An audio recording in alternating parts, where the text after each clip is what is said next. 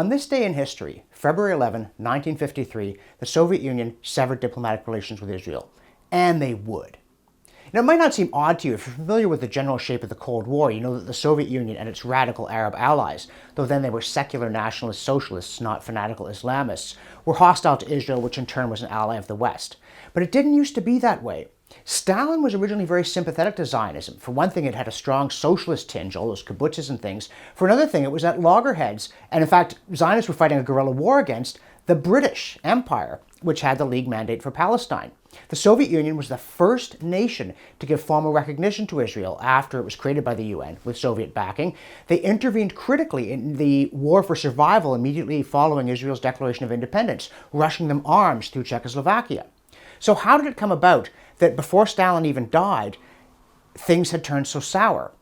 Well, part of it is that Stalin was upset by the warm reception Golda Meir got as Israel's representative when she came to the Soviet Union, particularly among Soviet Jews. Part of it was this weird fusion of nationalism with Bolshevism that became very strong under Stalin.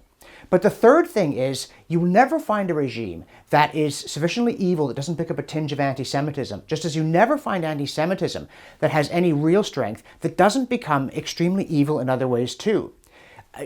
Believe it or not, Imperial Japan in the run-up to World War II had anti-Semitic laws. They didn't have any Jews. You couldn't find a more homogenous society than Japan in those days. They wanted to mistreat Jews. They'd have had to pay them a bonus to come to the country. But this always happens. The history of Israel is extraordinary in so many ways. I mean, the fact that Israel could be recreated after an exile of over 1,800 years and Hebrew could be resurrected. You know, there are no Assyrians in the streets of New York dreaming of getting their homeland back.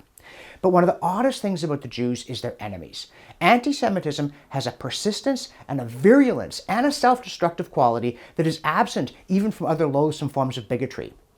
And whenever a regime gets as evil as Stalin's did with its mass murder, its aggression, its pernicious lies, it finds itself somehow naturally allying with anti-Semitism. It's no accident that the Soviets were in league with radical Arab regimes or that it could not get along with Israel.